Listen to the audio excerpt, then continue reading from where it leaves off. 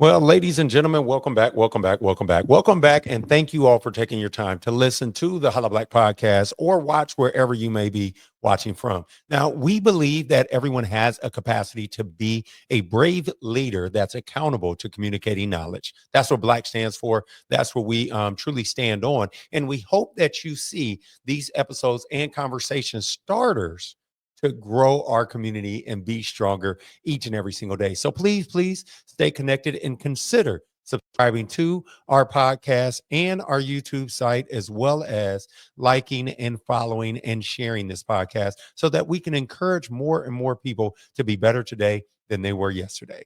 Now, once again, before we get everything started, I would love to start this bad boy off, this episode off with a quote. Our quote for today is: our greatest weakness lies in giving up. The most certain way to succeed is to always just try one more time. Ladies and gentlemen, that's brought to us by Thomas Edison. Once again, our greatest weakness lies in giving up. The most certain way to succeed is to always just try one more time. Now, I also want to share a Bible verse that correlates and is really in conjunction with this episode that we're going to talk about today. But like that Bible verse, it comes from 2 Timothy 1-7. And it says, for God has not given us the spirit of timidity, right? But of power and love and discipline, right? So like he hasn't given us the spirit of fear.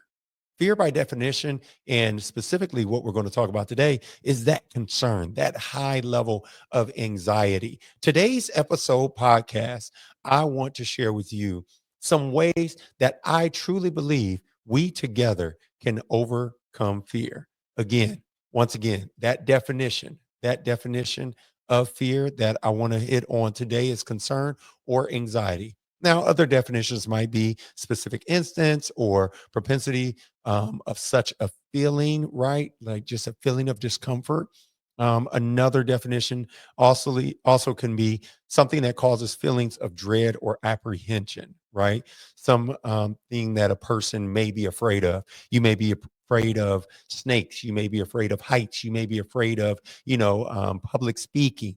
You may be afraid of really just putting yourself out there in large crowds, large groups. You may be one that is just a little bit more timid. But as I said, 2 Timothy 1:7, for God has not given us a spirit of timidity, but power, love, and discipline. So with that being said, let's dive into these things that we have a opportunity, to overcome, and how should I say we overcome these practical ways overcoming fear personally and professionally. Okay. So, first things first, let me drop that on there. Boom, boom, boom, boom. Number one, acknowledge your fear. Do you take the time to just acknowledge the fact that you might be fearful? Now, I can just think of some personal ways of being fearful that, am I being the best husband? Am I being the best father? Am I being the best friend? Right. But then also, from a professional aspect, man, am I holding things down professionally? Right. Am I putting my best foot forward? Am I showing up as the best version of Ronell and giving my all? Right? You got to acknowledge those things, right? Like, am I doing these? And almost do a self reflection or a self assessment and check the things off that that you would consider another person, being great or doing something of significance, right? Are they following their blueprint, so to speak, in order to do that, right? So recognize and name your fear. That's acknowledging, right? Like I acknowledge the fact that sometimes, hey, from a, just regular normal, hey, like I recognize that I don't want my team to lose. My team, Ohio State, was just in the national championship game.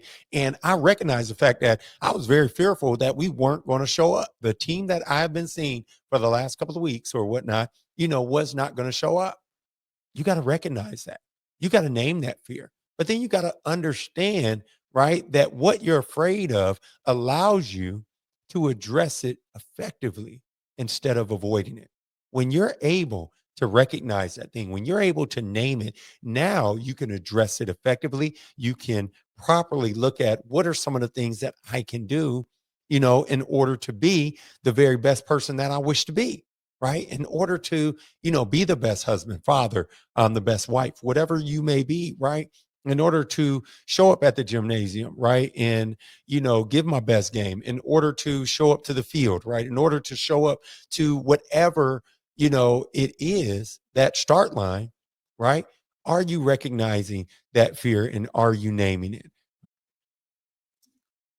All right, here we go. We are back. We are back. We're talking about acknowledging your fear. And yes, I got a quick call and I'm excited to bring them in. I have Eduardo and Natalie Cabañas. Say what's up to the Hello, hello, people. hello. Yes, yes, Hello. yes.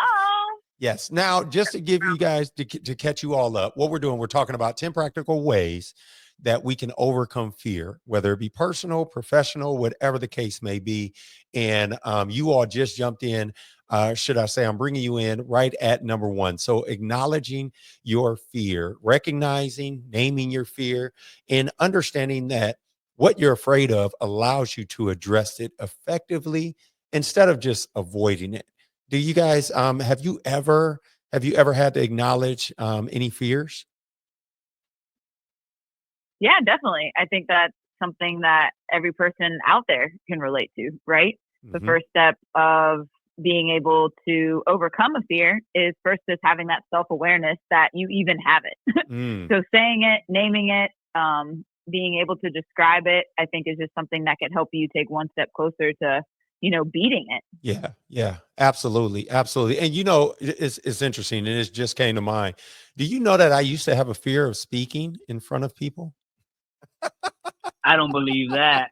Oh my gosh. Yeah, no Hey, way. so serious. No, no, no, no, no. I did. I mean, I was always very like too much concerned with, man, am I saying the right things? Am I pronouncing the words correctly? Am I, saying the person's name right? How are they going to receive me? Now, and I don't know if you know this, but I really enjoy being around people. I enjoy collaborating with people. And I really, I really don't want to upset certain folks, right? Especially in the workplace. Right, With that being said, Yeah. me having high level of anxiety, high concern for the way other people thought, right, of my performance was always kind of one of those things. And I had to acknowledge that. right. I can totally relate to that. You can ask Natalie, my wife. Uh, Always having the fear of speaking, public speaking, speaking in front of people, Hmm. how I'm gonna sound. Hmm. Is my vocabulary up to par? Am I speaking clearly? Um, yeah, just growing up, my parents come from Mexico City, so learned Spanish and English at the same time. And, growing up, you definitely have a blend of the two where the accent was prevalent, very prominent and noticeable. Uh-huh. And throughout time, definitely it was one thing that would always be in the back of my mind where I didn't want to speak. And I was more of like the quiet person, just kind of reserved just because I didn't want to feel judged Hmm. or didn't want to say anything out of line or just can I hold a conversation, right? Yeah. Yeah. Uh, and once I got to a certain age, I don't remember what age, but learning, reading books, self growth, self development, Hmm. personal development is one of Hmm. my favorite Right topics. on. Right And on. Yes, we are. Yes, it throughout is. that fear, talking about fears, I learned that that was a fear, Mm, and I had to really dig deep and figure out why that was my fear. And mhm. I slowly, throughout time, learned that it was just growing up with two different languages at the same time, where I was mixing the two. So Yeah. you really have to dive deep in with your fears and kind of get to the root of where that's coming from. Mhm. And then now my thing is whatever gives me anxiety or some kind of fear, it's it's my sign to kind of tackle that on Mm, and just kind of go head in first and just right. push through. Absolutely. Absolutely. It's interesting because you told me something before running marathon weekend, going down to Walt Disney, doing the Dopey challenge. You were like, hey, bro, we do tough things, right? Like we lean towards tough things instead of avoiding them. And that's what a lot of people have a tough time even doing with their fears, right? Like identifying them and effectively just really allowing for them to come out in order for them to be able to tackle it. Right. So Right. number one thing that you must do is acknowledge that fear. Now, with that being said, bro, I definitely want to keep moving because I know you don't have a lot of time. You guys, I just kind of brought you on here very quickly and without any preparation, any knowledge of you coming on here. But hey, we're here. We're here now. Come on. So Right. we're gonna move on. It made us nervous. Hey. And talking about eagerly doing hard things. Absolutely. We just decided to go with it. Let's go. We're going with it. All right, here we go. So that's number one, is acknowledging your fear. Number two, breaking it down. So what I mean by breaking it down is, really dividing those overwhelming fears into very small, manageable steps. Oftentimes I hear the analogy, I don't know why people use this, but I understand it. They say, how do you eat an elephant one bite at a time? So what we're talking about is with those fears, breaking them down, tackling each step individually to build confidence and reduce intimidation. I'm going to go back to that speaking thing. The more and more and more that I did it in front of people, the more I heard my voice, the more I practiced that thing. Oh my goodness, bro. It was like, I'm now able to get up there confidently and speak and hear my voice and, speak to other people, whether people like it or not. It just kind of ends up being like, hey, that's your prerogative, right? Like my thing is that I am building confidence and I'm reducing the intimidation that this public speaking thing brings apart, right? So breaking things down, thinking about, marathon training. I know and I'm speaking to all our runners right now. We got, Eduardo Cabañas, AKA Crop Top Eddie. Man, tell me about bro, you right now are embarking on, I believe, your first marathon, correct? Marathon. This is true. This is correct. So tell me about this whole, because you're going through the training phase and, with any marathon, you should train and you shouldn't just go out there and run 26.2 miles, but how you train is by breaking it down. And tell me, man, how are you breaking it down? Well, I used to be one to say, and you can ask Natalie, I'm never going to run a marathon. The first person that ran a marathon in ancient Greek times died, and that was my sign. So I was like, no, never gonna do that.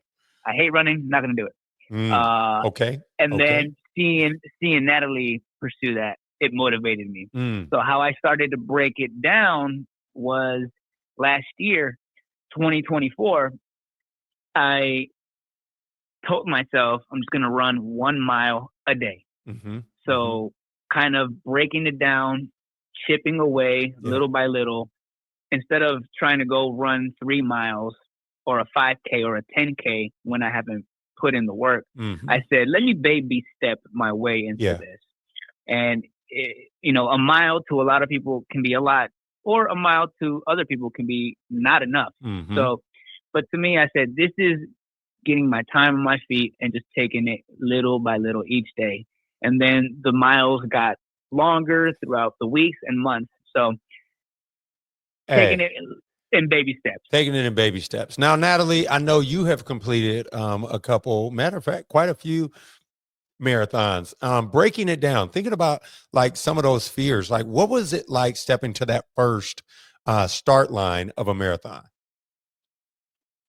Well, because you've never done that before in life. You have all different types of emotions, right? There's some anxiety, there's some nerves, there's some excitement. But I think one of the coolest things about running a marathon for the first time is just to think, you can do it at almost any age. There's people out there proving, that you can do it late into all the years of life. And to think that the older you get, there's still something that you can accomplish that you've never done in life ever. It's just such a cool and exhilarating and set yourself on fire type of thing.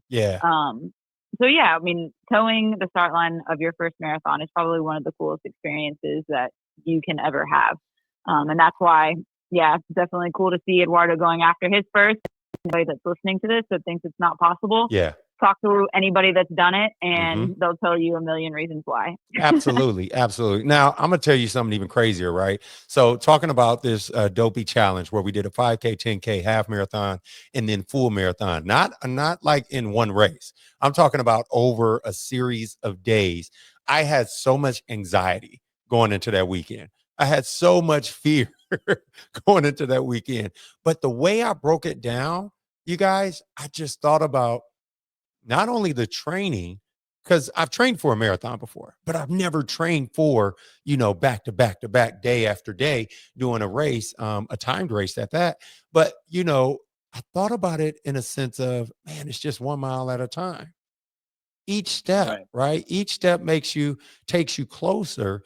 And then having the experience of the Disney experience just made it even more exciting, more fun, and more enjoyable, right? To tackle each and every single mile and have that celebratory photo with a character or whatever the case it may be. And I even encourage you, Eduardo, as you embark on this new journey of completing your first marathon, like I even encourage you to look at those gratitude miles, right? Like, and think about the fact that, man, I used to only be able to do 1 mile, but here I am now able to do 1, 2, 3, 4, 5, 6, all the way to 26.2. I used to Right. hate heels. And now I know your phrase is, what's your phrase about the heels, bro? I love heels, baby. I love heels. That's what I'm talking about. That's what I'm talking. And even in hill training, right? Even in running a hill, you got to break that thing down. It's one Oh step yeah, at a time. yeah, and that's actually one thing that I tell myself when I'm running and when things get really hard. My last half marathon, I wanted a PR. Yeah. It was getting a little tough, and Mm-hmm. one thing that I always would tell myself, and I got this from the movie Creed. Ooh, okay. Come on. It's one breath at a time, one step at a time, 1 mile at a Mm. time, and then I kept repeating that out loud, and there was just something where versus saying it in your mind Mm-hmm. and saying it out loud. Yes. When I said it out loud, Yes. I began to believe it. I began to say it, Mm-hmm. and I began to actually do it. So yeah, mindset, man. Hey, mindset. And not only does it build confidence in mentally, but physically, I feel like you build so much confidence in the capacity that you can give, right? Just breaking that thing down, take it into small steps, but manageable steps, right? And each step Right. individually, just building that confidence, reducing the less of the intimidation that large goal or that large thing may have. Now that's number two, breaking it down. Number three, this is where I think you guys are going to love Eduardo and Natalie, because this right here, number three, is prepare and plan, right? Prepare Mm-hmm. and plan. That, I mean, when we're talking about truly like not only getting rid of fear, but tackling it, right? Knocking it out the park and becoming stronger. And the way that you do that, not number one, not number two, but also number three, is preparing and planning, right? Whether if it's in a professional setting, right? Preparing might help you reduce that fear significantly of, presenting to your team, of turning in that, that draft or that big project that's due. But it also could be, that big decision that you have to make. Being well prepared boosts so much confidence. Now, I know you too wake up early in the morning because I see it on social media all the time, right? You can Oh follow yeah. at Natty Legs, follow at Crop Top Eddie, follow at Eduardo Cabañas, follow at Natalie. I'm just giving you all your handles out here right now. But you know what I mean? Like, I follow you guys and I see how you're preparing and planning not only for your day, but also for your month, for your year. Like, talk to me a little bit about that. How has that helped you in tackling some fears or maybe even some areas of significance when trying to get things done? Oh man, yeah. This topic definitely gets us fired up, but I got this from Nat. Uh-huh. She really put me on the whole planning and strategizing and habit tracking. So I'm gonna let her take this one. Okay, switching over to Nat. Yeah. So I would say that one of the things that, well, we like to say, or a phrase that we like is to call it the cabañas way. The way is, we believe that planning your day out, waking up early, starting with gratitude, and tracking your habits. If you do those 4 things on a regular basis, that you will live the best version of your life. Hold on. That was good. You got to go back. You got to give me that cabañas way. Hold on. Say that again now.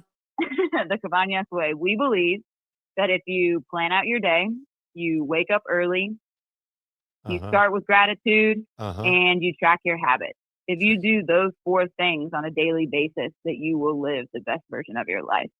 And yeah, we've proven it. I'm really proud to say that this is the 3rd year that we've actually tracked our habits on a daily basis. And, to your point, attacking a fear or like going after any goal, how do you know if you're making progress unless you're keeping track? I think that a lot of times people are like, oh, I'm so frustrated because I'm not getting anywhere. And it's like, well, how do you know you're not getting anywhere if you're not actually keeping track of what you're doing? Yeah. You could have been getting somewhere, but you just don't even know because you have no data to prove it. So, I mean, I think from the outside looking in, like tracking if you got up early or not might seem silly to somebody, but that's how we started waking up at 4 a.m. It wasn't a overnight thing, but instead we did it, over months. We went from waking up at 5:30 all the way to waking up at 4, and that took about 6 months time. So, just going back to your point and kind of like your question from the get go, if you plan out what you want to do, if you have a plan, if you have actionable steps that are small to attack, say, something that feels big, then you are able to, tick off each one of those small steps, gain that confidence, and before you know it, you'll have accomplished something big or tackled, a big fear that you have. Yeah. So, yeah. That's good because, oftentimes I'm always in conversations about, goal setting and, hey, like, what are some ways or some nuggets or some tips that you would give? And that preparation aspect, that planning aspect, right? Writing your goals down, being able to read them, being able to share them, right? Having them in the forefront of your mind just allows for you to be so much more confident, so much more, when you're sharing them, it shows the love, the care, the passion, right? That you have in it. And that's what gets rewarded, right? I feel like that's one of those secrets to success, so to speak, right? Where it's like, hey, if you continue to prepare yourselves, right? What do we talk about? I always talk about this equation for success: preparation plus opportunity equals success. If you prepare and plan, you will be successful when the opportunity comes, right? And and I mean, I just think about the fact that if I don't train for this marathon, right, then I'm not going to be successful. If I don't create a plan, if I don't follow that plan, then I'm pretty much throwing a question mark in the air whether, on what to do. I won't know about nutrition. I won't know about my hydration. And then that's where the big issues come from, is because we lacked that area of preparation and planning. And ultimately, a lot of people don't finish. A lot of people don't reach that finish line. They don't reach the level of success or reaching their goals because of that lack of preparation, that lack of planning. Man, like that is something. And I love the fact that you all share it on social media. You share it to your friends, your family, because you allow them to see the steps, right? It's not just that you're talking it. It's like, hey, let me show you, this is exactly what I'm doing. The proof is in this pudding. Yeah. So that when they see the success, it's like, man, how did they do that?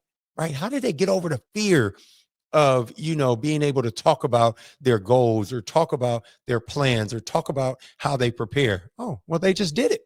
They did it on a daily basis. Right? Yeah. Like, man, how do I get into a crop top? I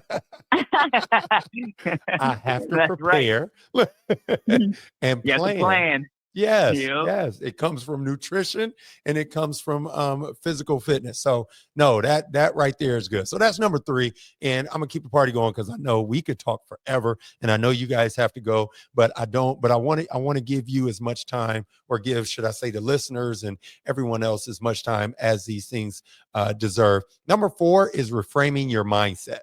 Okay. Reframing your mindset. View fear as an opportunity for growth rather than a threat.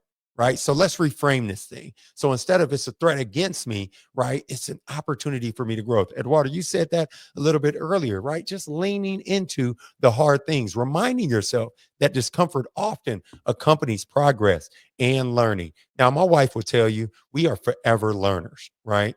We are forever Hmm. learners. And a lot of times that we are fearful is because it's something that we haven't done, right? Like it's something that is just brand new territory. It's new. It's just so new to us that, the discomfort is something that we'll shy away from because we like to be comfortable. Right? Oh yeah. We love our Yep. comfort things, right? We love to be safe. And our mind oftentimes will tell us, hey, stay the safe route, right? Keep it on it, keep it in a safer frame.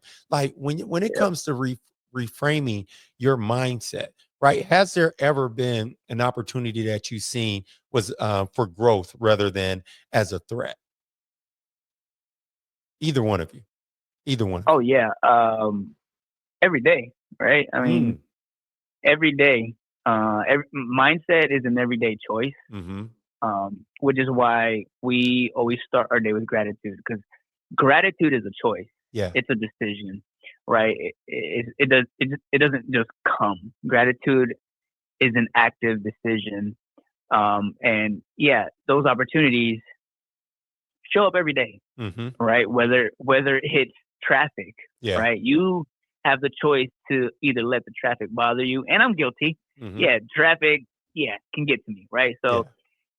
but which is why we start our day the way that we do and as early as we do, because it sets the tone for the day. It sets the Mm-hmm. mindset for the day. Mm-hmm. Um, I, it took me a while to be about gratitude Mm-hmm. Mm-hmm. and seeing opportunities, right? Even something as simple as the opportunity to ask the cash register person, "How's your day?" Yeah.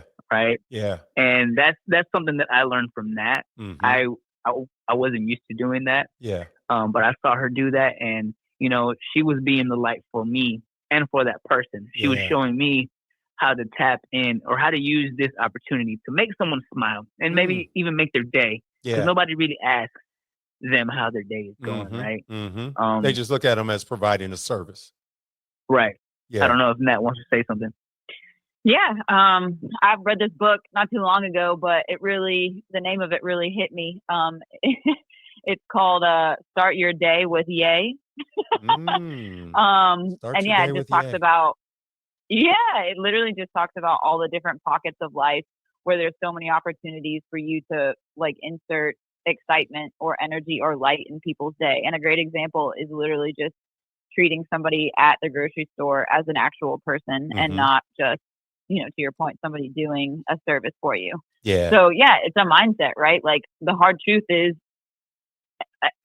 anybody's life could be worse. Any Mm-hmm. day could be worse. There's so many things that literally could be going wrong. But Yes. if you could just change your mindset and literally think about all the things that you do have, I Mm-hmm. mean, your day will be completely different. If you just listed out all the blessings in your life, like, and just looked at that list every single day, or, Yeah.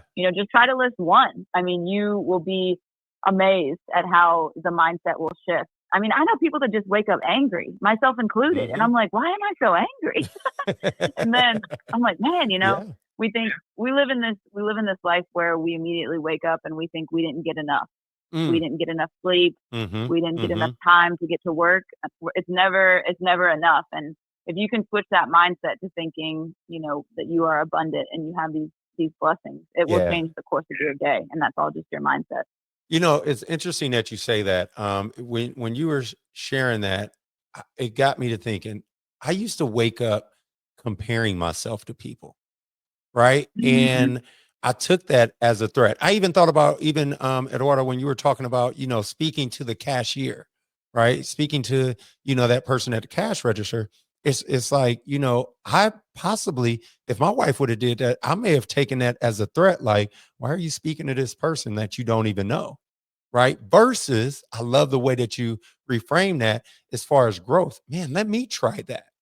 Right. Well, Like, like go ahead. really quick, not to cut you off. I'm sorry, No, you good. but that's literally what my mindset was when I was first exposed to Nat doing that. I was like, why is she doing that? Because I wasn't used to it, right? But you know, it it's funny because doing the right thing takes twice as much as twice the amount of energy. Yeah. Right? Anybody can have a bad attitude. Absolutely. Anybody cannot say hi to anybody. But if you want to be different, it takes double the effort. Yeah. Yeah. You got to dare to be different. I remember my grandmother always used to say that, Ronell, dare to be different. Right. And to your point, it does. It takes double the effort. And I think a lot of people sometimes may just get careless with giving the effort. It's just like, oh, it's none of my business. I don't care. Or maybe they care, but they don't, they're threatened by the conversation that may come from it. Right. You know what I mean? Right. And you never know, again, what you could learn from just that interaction, just that, opportunity, so to speak, right? Like we talk about, instead of looking at it as a threat, look at it as an opportunity for growth, right? Like I look at you, E, and man, you are a speed demon, bro. You are one of the fastest people, like, good gracious. And I thought that I was going to be able to train with you. I'm not going to lie. I was going to say, hey, E, let's get some miles in. Let me know when you're going to hit the trails or the, whatever. And then you start to tell me your miles per minute or your minutes per mile, whichever. I was like, well, maybe I'll get on that electric bike, right? Maybe I'll just be there for, and I kind of looked at it very as a threat versus, man, this is an opportunity for me actually to get with somebody that I know, I care about, and actually possibly get faster, get stronger, get better, right? Just by being around you, just by being with you, right? And just also recognizing, man, before I ran, I walked. After I walked, I jogged, right? Like, so there was a process that came through. And now I'm able to reframe my mindset and say, well, there's an opportunity for growth there, right? Like I thought I was doing good. I'm doing great, blah, blah, blah, blah.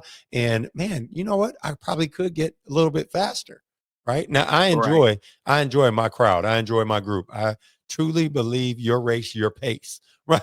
Whatever it is. But I think that there's always an opportunity for growth, and we should view fear and reframe our mindset as this is an opportunity for us to get better versus something that can harm us. Okay. Right. So that's, I want to say one last thing. Go ahead. On the topic of the threat, right? Just one question, rhetorical question for you, your listeners. Next time we feel a threat because someone is doing something or says something or is accomplishing something, it relates to mindset. Maybe next time ask yourself, why do I feel threatened? And like really try to dig deep and answer that question on your own. Right? It's not for right now. Like, why do I feel threatened? Why is it bothering me? Yeah.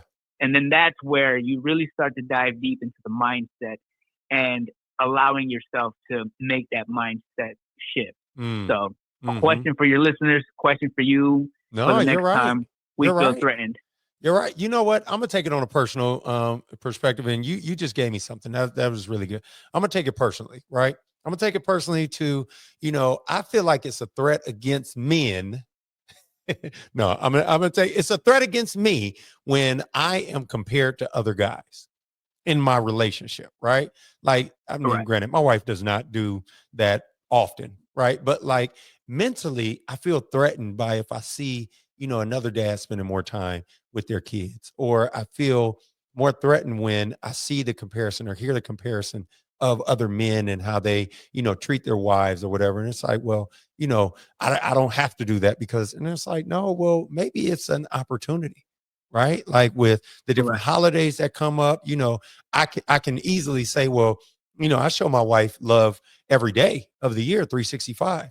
Well, hold on. Instead of looking at it as a threat, as far as this holiday is coming up, instead of looking at it as a threat, look at it as an opportunity, right? Like Right. to step outside and say, hey, honey, what are some things that you would like to do? And let's do them together. Right. And that is an Yep. opportunity for your relationship to grow and get even the closer. Oh my goodness. Reframing mindset right there. Number 4. And we're going to keep moving because I know I keep telling people I'm not trying to hold you forever. We might have to do a part 2. Matter of fact, this is going to be the last point. This is point number 5. It's going to be the last point because we're going to have to do a part number 2. And Eduardo, Natalie, hopefully you guys can be a part of that one as well, because this has been awesome. I don't know if you Oh, feel heck it. yeah. I don't know if you feel it, Yeah. but I'm feeling it. Okay. Yeah, no, I love this. I love this. Awesome. Awesome. So we're going to end right here. We're going to end with this 5th one, this 5th thing that helps us to overcome fear. Practice visualization. Gosh, that's a tongue twister. And I got these little braces on, whatever the case may be. Neither here nor there. Number 5, practice visualization, right? Imagine yourself successfully handling that situation. Positively visualizing helps create a sense of calm, right? A sense of Yeah. readiness, right? Like I'm ready for this thing because I've mentally prepared. I've mentally seen this already come to pass, right? Like this is in a sense a deja vu. There are so many times in life as a father, I'm going to get a great opportunity to see my son playing a basketball game today. And I'm visualizing him making that shot and running down court happy, right? And I'm hoping that, as an athlete, many of them out there, that you all are practicing visualization as well. I don't know why I keep getting tongue tied over that word, but neither here nor there. We want to think through, hey, what is it going to feel like? What is it going to look like when I'm standing in front of that crowd of thousands and, cheering them on or encouraging them to have a great race or encouraging them to, go after their successes, to, get over those fears, right? Is there opportunity? And have you guys ever experienced any moments where you had to practice those visualization techniques, so to speak? Yeah, I would definitely say something super recently that hits home, and that would be this December when I was running the Honolulu Marathon. Mm-hmm. I told Eduardo this right after the races. It was my 3rd marathon, and a bunch of people had told me that anytime you run a marathon, you should set multiple goals for a number of reasons, but essentially, a time goal, a feel goal, and an experience goal. So, hours of you running, just in case one goal goes out the window, you have an opportunity to still hit the other one. So for me, one of my goals was that I just wanted the PR. That was the safe goal. The truth was that I really wanted to break 4. And I remember while I was running, since I had so much time to think about it. Yeah, because when she says break 4, for those of you that don't run marathons or are new, she's talking about 4 hours. Yeah, talking about 4 hours of running, breaking 4 hours. It's a mental. Trust me, it's a mental thing. Go ahead. Oh yeah. And I was just laughing because probably about halfway through, the fatigue really starts to set in, and I just remember visualizing. Eduardo spent the entire training block hours and hours, weeks and weeks, sacrificing, weekends of, family time or time with friends, literally to train with me. And I remember I was seeing 2 things. I was visualizing 2 things. One, me crossing the finish line and, not breaking 4, which I knew was possible. And it was all the conversations of, oh, good job, Natalie, you did it. Oh, congrats, another marathon, right? And it was people would tell me congrats and they would be happy for me. And it would be okay. But deep down, my competitive nature, I knew that the conversations would be completely different if I actually did break 4 miles or 4 hours. And the conversations would be completely different. People would say, you annihilated your goal. Oh my God, in the heat. That's incredible. And it was going to be a completely different experience. And I visualized the look in Eduardo's face if I did break 4 hours and the tears like streaming down my face and the hug versus the, it's okay, babe. You did it. Casual hug. I'm so proud of you. And I remember telling him afterwards, I visualized that because it also was, am I going to actually be the inspiration that I said that I wanted to be? Am I going to actually hit this goal that I set out and that I've worked so hard for? And that so many people that I know were cheering for me, right? And it was in that moment when you're out on the course and when you are tired and fatigued, it's like, that's the time when you have got to show up. And I remember the guy that I was running with said to me, he was like, I can tell that you've been training, but now is your time to show the world that like you've been training. Wow. So yeah, I mean, it was super powerful just to imagine and visualize those two things. And I knew the conversations that I wanted to have. I wanted to hug Eduardo and I wanted us both to just feel that like we had accomplished that goal together. Yeah. And that was it was absolutely incredible. And I know for a fact that because I visualized it for like 10, 12, 15 miles, that's one of the reasons why I was able to do it. So yeah, it's so powerful. And it's proven, right, that there's so many athletes out there that visually win or visually visualize the win. Yeah, they visualize the win and it helps them do it, like race car drivers, basketball players. I mean, you see it in movies. Absolutely. So yeah, it's a proven technique that works. Absolutely. Absolutely. And think about this too. When we think about fear, you think about anxiety, right? When you think about anxiety, you want to be calm. You want to be ready, right? You want to know that you want to have confidence, right? You want to overcome these fear, whatever piece of fear that it might be, right? If it's, not, and I don't like to call it failures, but like, just coming up short, right? Not achieving your goal. Man, you want to give yourself that positive visualization, as Nat said, crossing that finish line, completing your race, having fun. And guess what? Even if you don't feel great throughout the race, if you completed in the goal that you completed in, guess what? That goes out the window. That doesn't matter because you did it, right? Like that sense of calm, that sense of, man, I did this, right? Like I completed this thing and I did it in the time that I meant to, and I trained for this. And I tell everyone, in every race, at every, marathon that I've been a part of, I tell them, I say, hey, this is the celebration.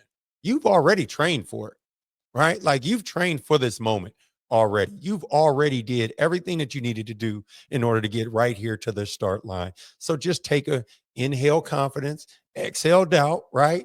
Visualize yourself crossing that finish line, running these miles, enjoying it, going through your playlist, looking at your clock, whatever the case may be, drinking your hydration, taking your nutrition in, and you now are more confident.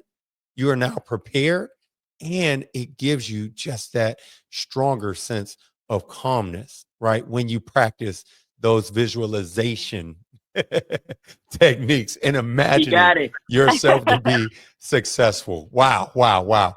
Well, guys, I truly appreciate you all just spending the time and jumping on. And I know it was very unexpected, but, I do believe that not only did you bring the podcast, some quality information, but also just another level of, communication, another level of community, another opportunity that, we all can we can have more knowledge, better knowledge, stronger knowledge, and continue to be those brave leaders that are accountable to communicating each and every single day. Now, once again, this podcast is to encourage more and more people to be better today than they were yesterday. Again, ladies and gentlemen, I'm your favorite host and MC, Ronell Blackman, and I hope you please consider subscribing to the YouTube channel, subscribing and following us on this journey that we have here at Holla Black, so that we can continue to be seen and share a good word and hopefully change the world through love and knowledge. With that, ladies and gentlemen,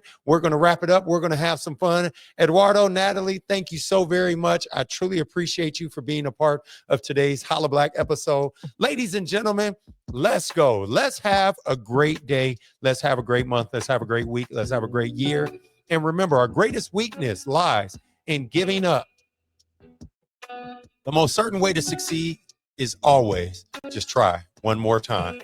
That's Thomas Edison. Again, our verb of the day, our Bible verse of the day is, for God has not given us a spirit of fear, timidity, but the power, love,